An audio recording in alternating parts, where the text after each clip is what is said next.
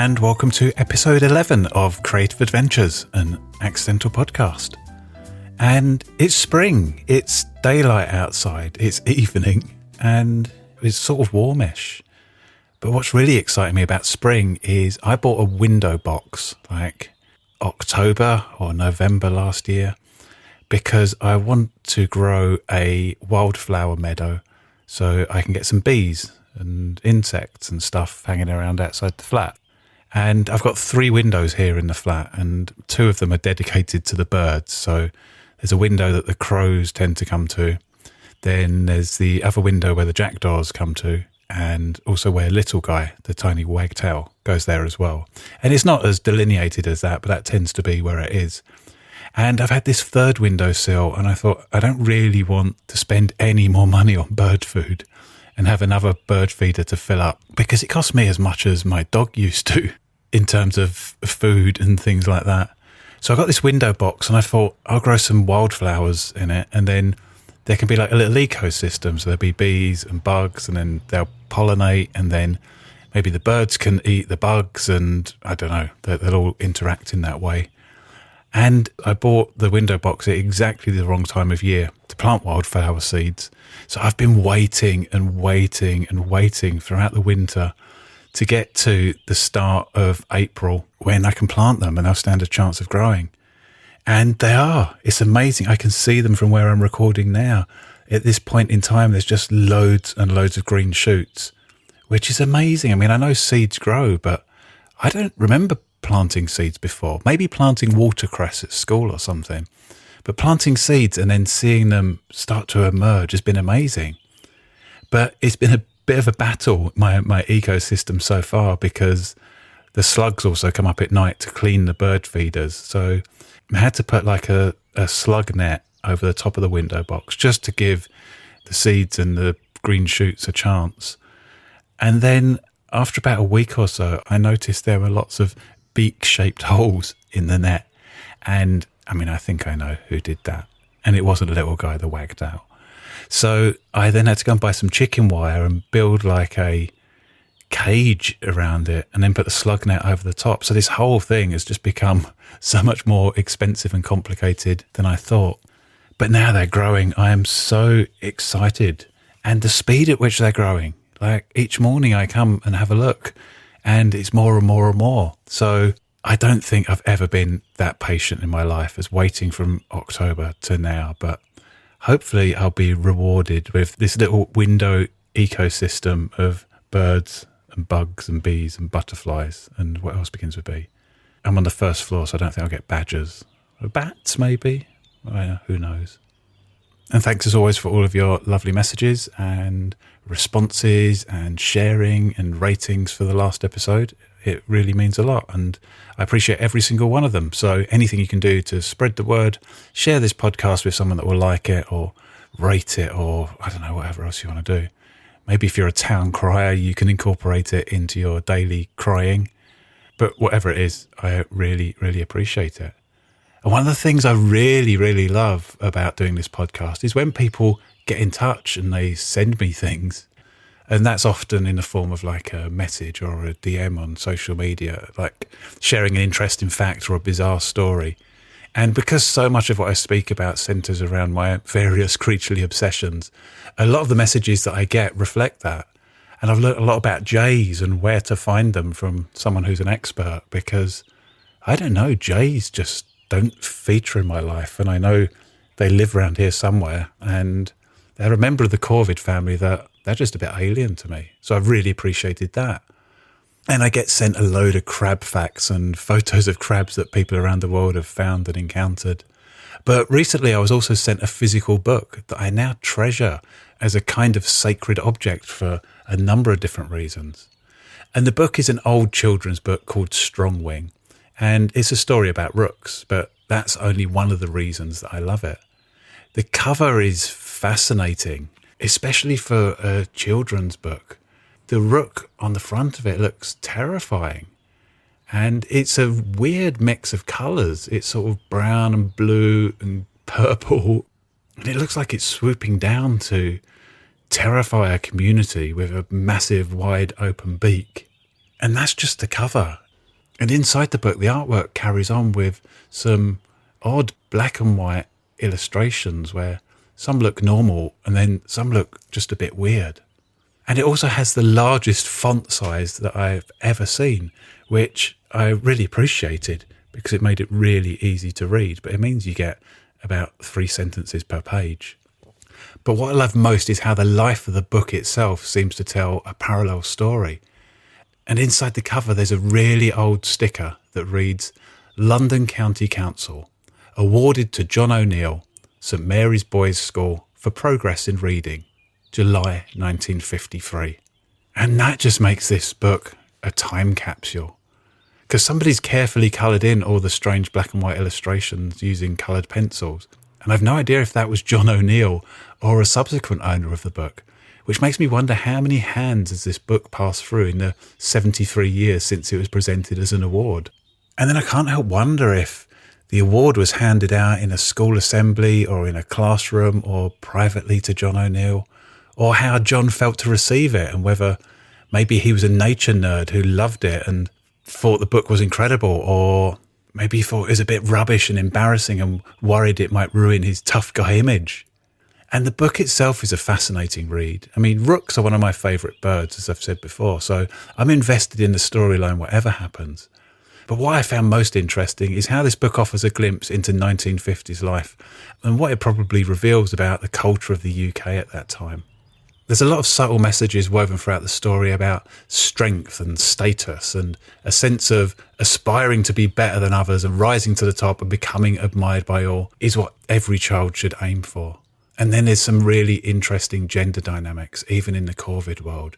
Strongwing is the main character in it, and he meets a female rook called Glossy, and some of the interactions between them are amazing. So I'll read a little bit of one of them. This is Strongwing talking to Glossy.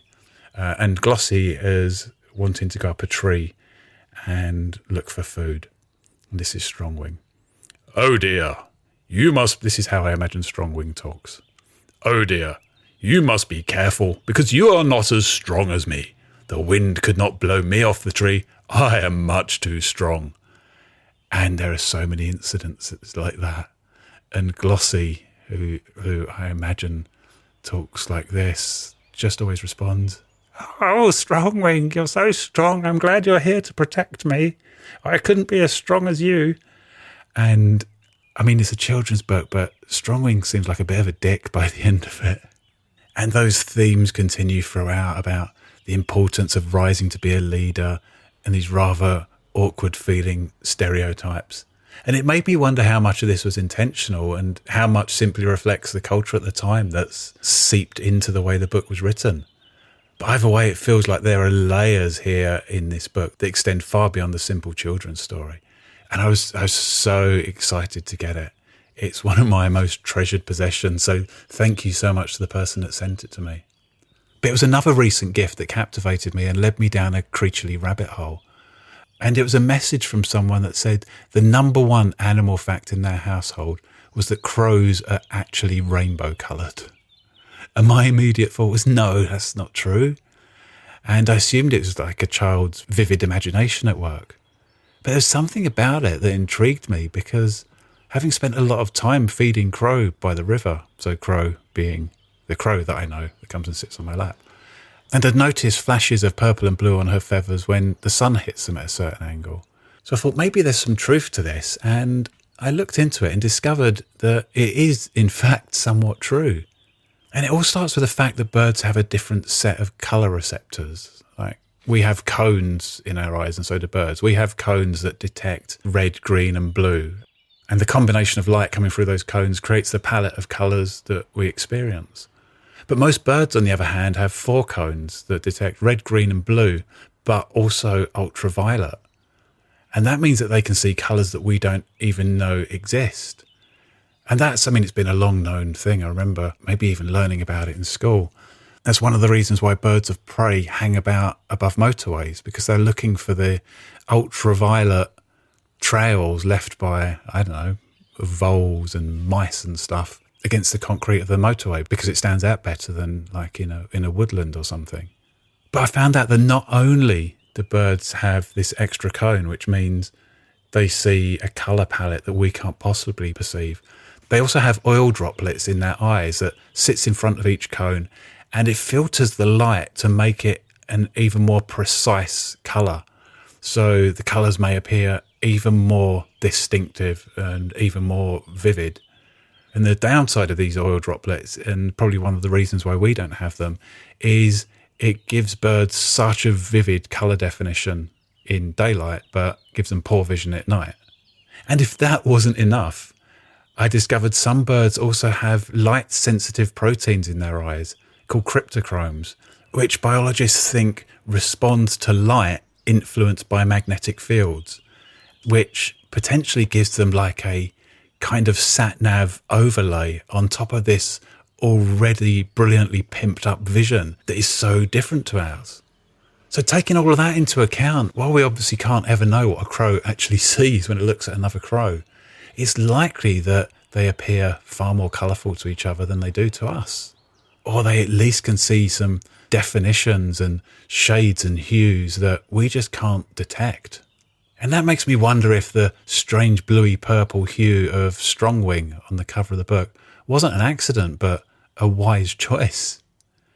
And then that makes me wonder if maybe there's a whole different hidden storyline in the book itself that's only visible to corvids, which is why it appears slightly odd to me. And maybe that's also true of the everyday story we find ourselves in, that we're moving through a world that is far more vivid than we're able to perceive with our limited human perception. So I thought I'd study Crow a bit more closely the next time I saw her, but as it's spring, her and Lightning have disappeared again. And this happened this time last year, because I guess it's nesting season and egg season. And last year they disappeared for a while. So maybe I'm not going to see her again until the autumn, which, I mean, I don't take it personally. I don't think I did anything to offend them. It's just what crows do. So I guess the last time that I saw her, I didn't know would be the last time. And I don't know when the next time would be. So like last year, it sort of feels like a sudden, inevitable but unexpected ending. And I've been thinking about endings a lot recently. And in the last episode of this podcast, I spoke about not wanting to mark the 10th episode in any special way. And that got me wondering, I wonder how many episodes I'll actually end up doing. I remember recording the first 2 or 3 and then thinking, would I actually stick with it long enough to get to 10? And now I'm realising that there's so many different things I want to explore each month that it'll probably keep going for at least another 10 or 20 or 30 episodes. I even spent some time working out when episode 100 would come out. And if you're wondering, the answer is Friday the 19th of February 2033. So make sure you mark that in your diary. And part of the reason I've started reflecting on all of this is that a really important part of my creative practice, and something I feel I've become good at over time, is knowing when to kill a project. And I like paying particular attention to endings, because even though they're inevitable, I can easily develop a pattern of avoiding them. But when it comes to my creative work, I seem to have found a somewhat stoic approach to endings. And my earliest memories of these types of endings were saying goodbye to family pets as they left for their final trip to the vet. I remember being about 9 years old and sitting up all night with my cat Sally the night before she died. And the same was true of my rabbit Skippy. I named Skippy. My parents named Sally. And both of those were really sad occasions, and I felt a lot. But when it came to say goodbye, I felt ready. I felt like I'd done the work that I needed to do, and there was just a very brave goodbye that had to happen. On the other hand, my parents had my beloved dog Toby put down while I was away on a school trip, and that made that ending much more difficult. So this relationship with endings and recognising when something needs to come to a close is carried through into many areas of my life. And like I said, in my creative work, it's become really important for me to give as much attention to endings as I do to every other part of a project. The cultural anthropologist Ernest Becker wrote a fascinating book called The Denial of Death that I read many years ago, and it still influences my thinking to this day. And Becker suggests that because human beings are aware that they're alive and that they will die, we have the unique capacity to experience existential anxiety.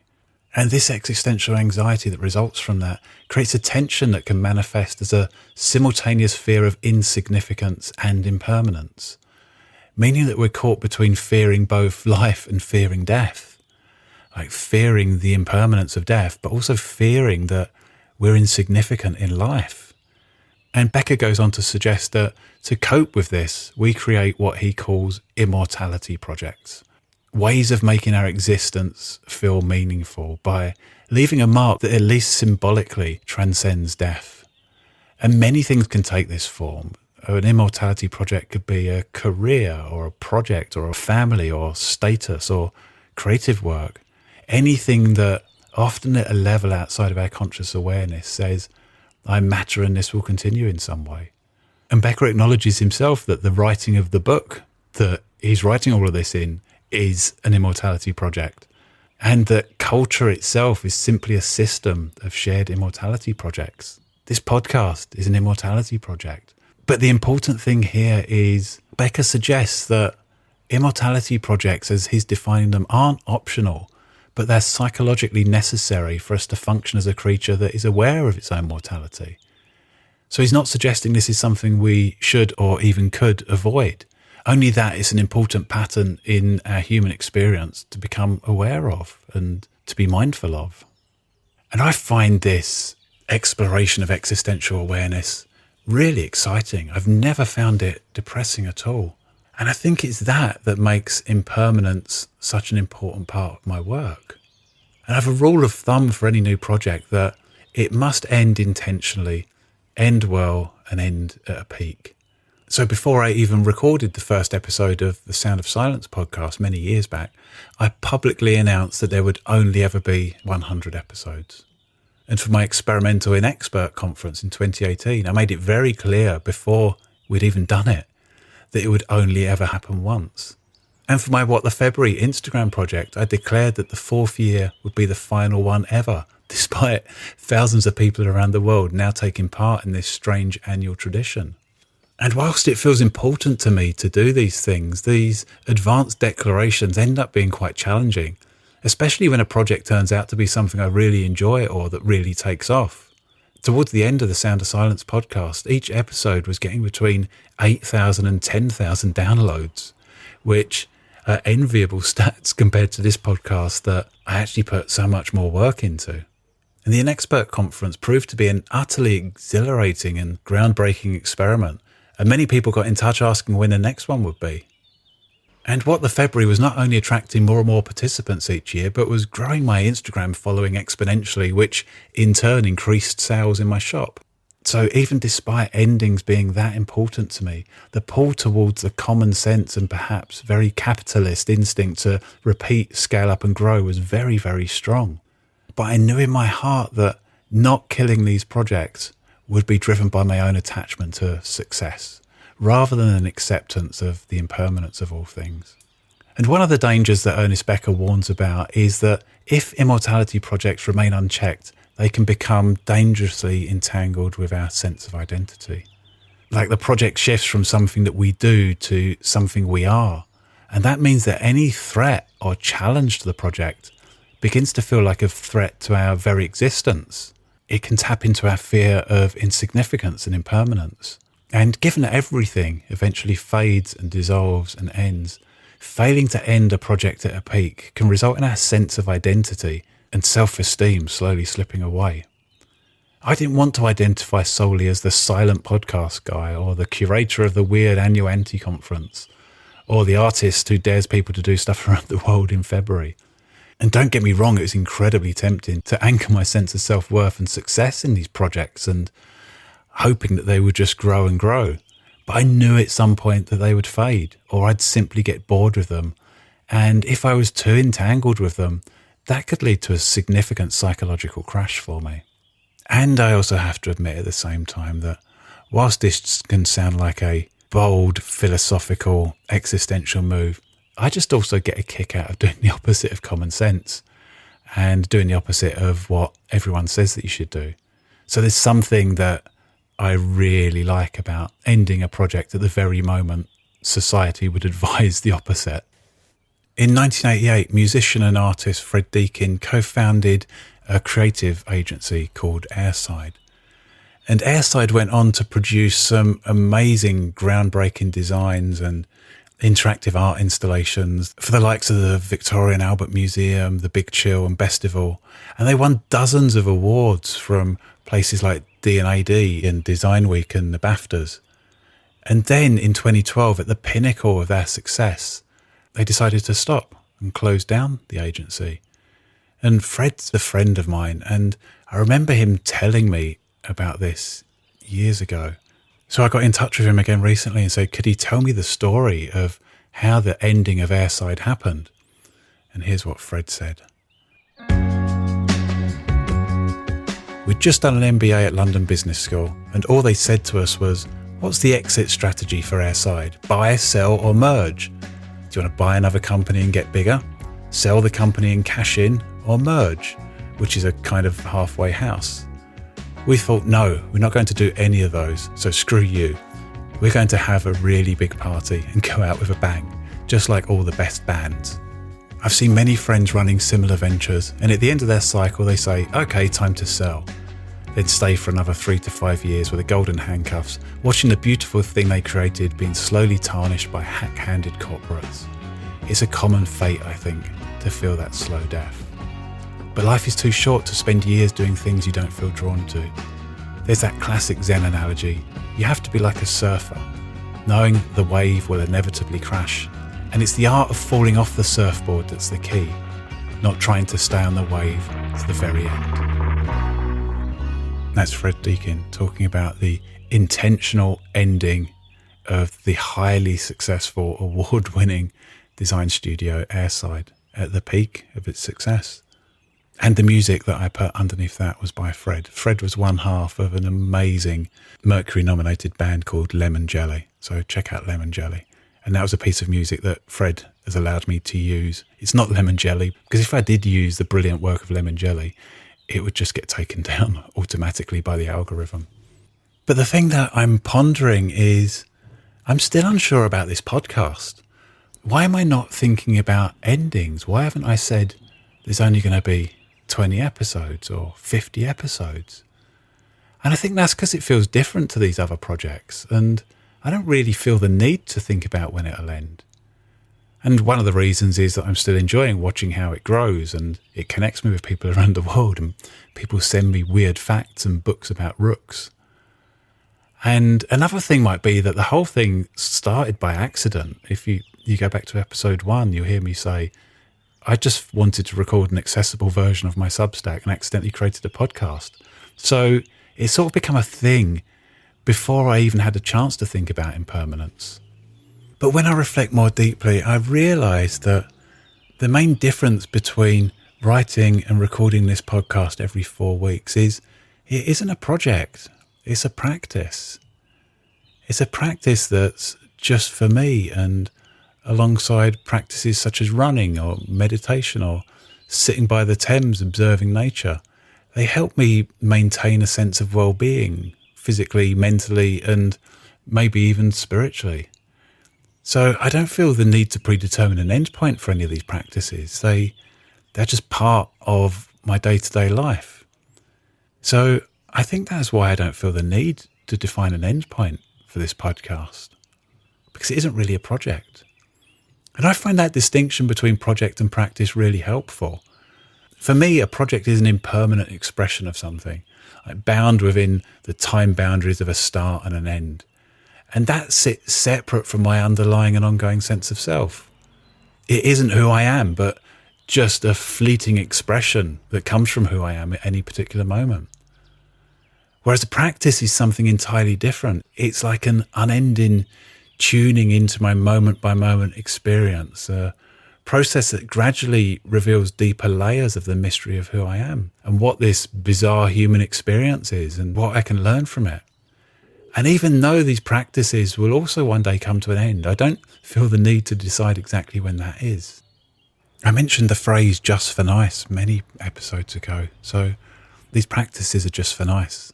They don't need any other reason, but I will always kill a project. One of the new things that I've really enjoyed doing have been these long River Thames walks. And I started a recent one of those at Battersea Power Station and walked back to Kingston.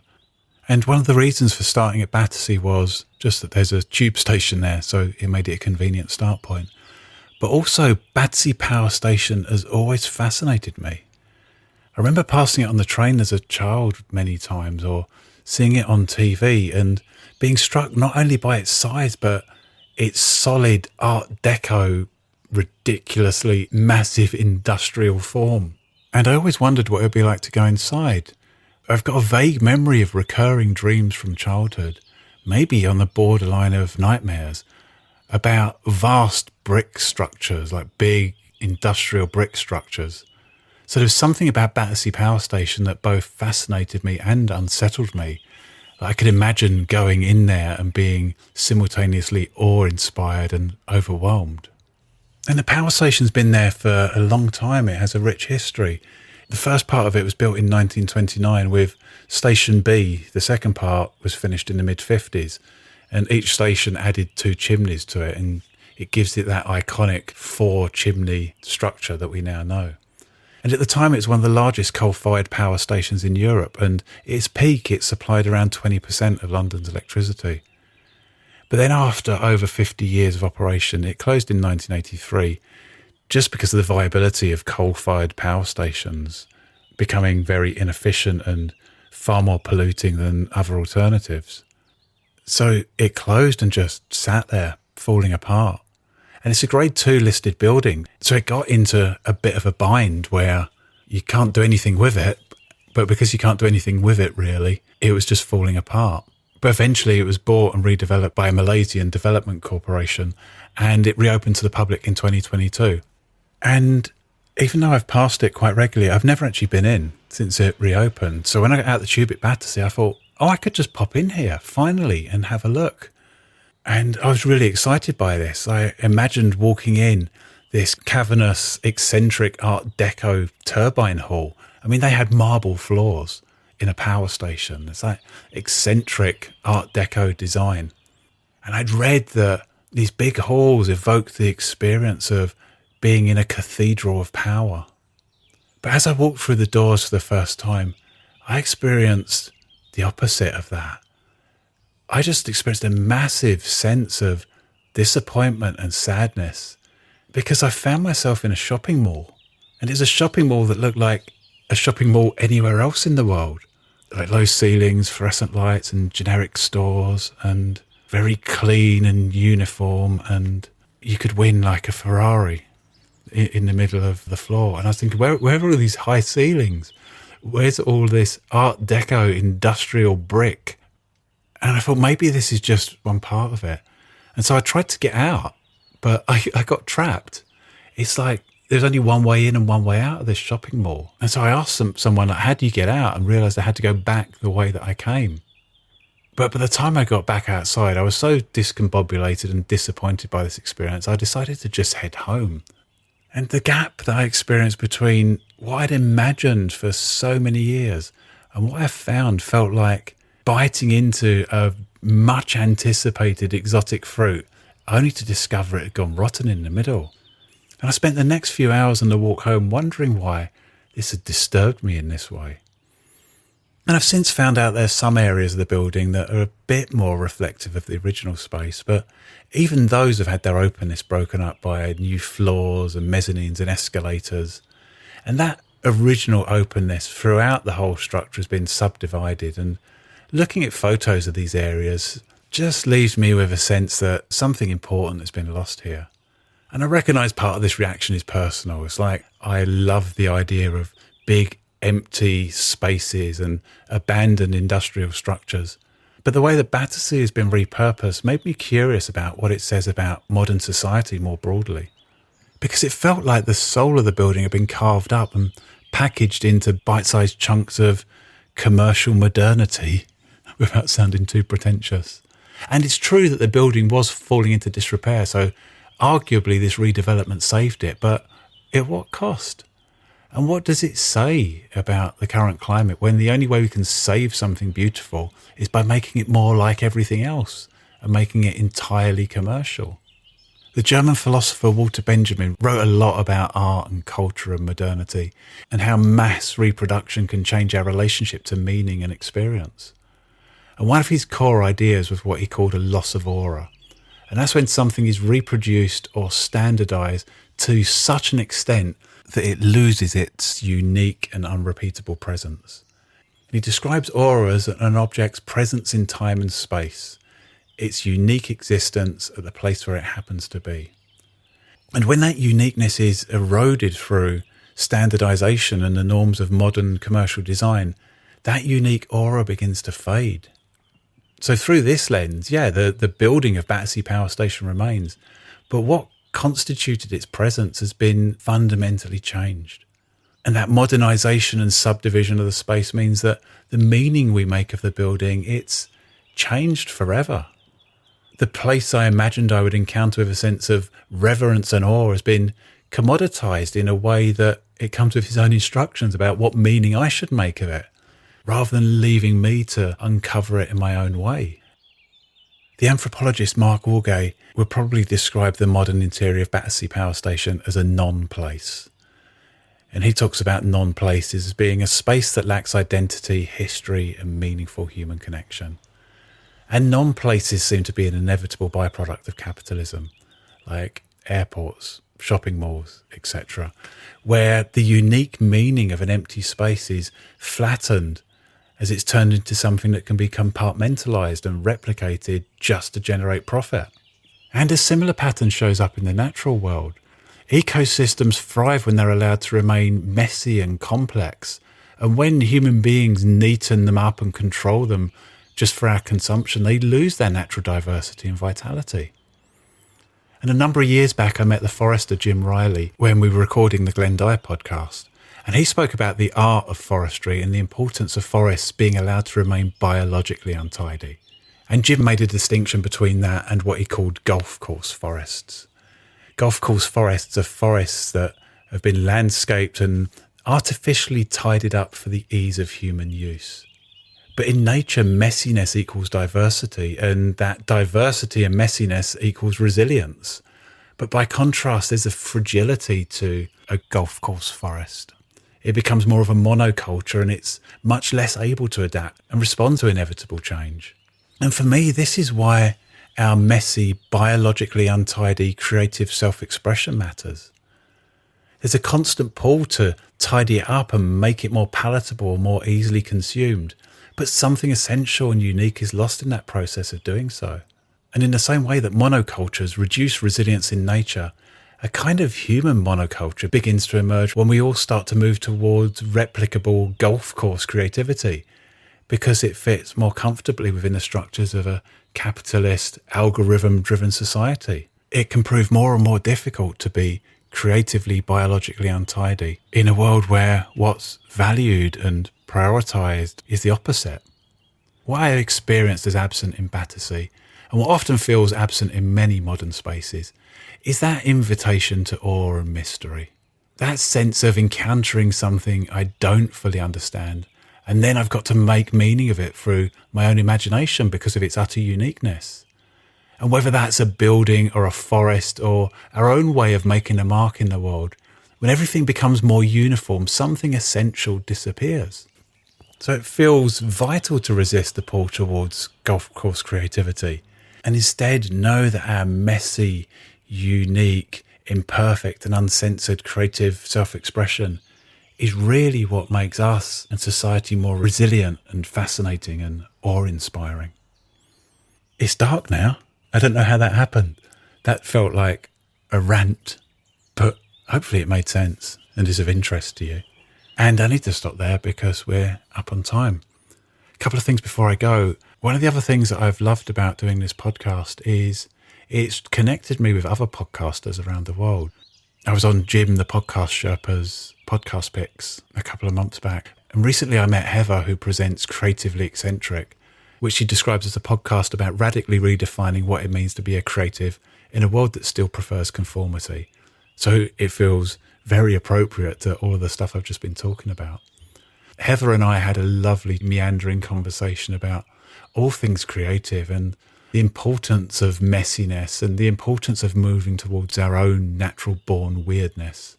And the episode that we did together is called Why Being Misunderstood Might Be Your Creative Superpower. And I'll put a link to it in the podcast notes. So if you want to jump from here to Heather's podcast, there's loads of other episodes and guests on it, then please do. And if it's the kind of thing you do and have time to do it, then subscribe and rate and review Heather's podcast. Because that type of thing means a lot, and it's vital to support independent podcasters. So independent podcasts that are just done because people are passionate about the subject don't get buried in this deluge of big budget corporate celebrity shows. And same goes for mine as well. If you want to rate and review and share, then it just helps not get too swamped. I have some open studios coming up in April and May. If you want to come and hang out in my brain for a bit in my studio, I'll put a link to those in the podcast notes. And then there's some workshops and stuff that I mention every episode. I'll put a link to them in the podcast notes as well. But thank you so much for joining me. Episode 12 will be out on the 15th of May.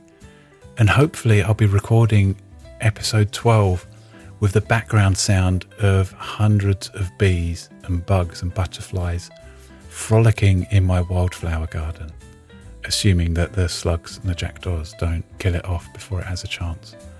But thank you so much for listening. I'll speak to you next time. Bye for now.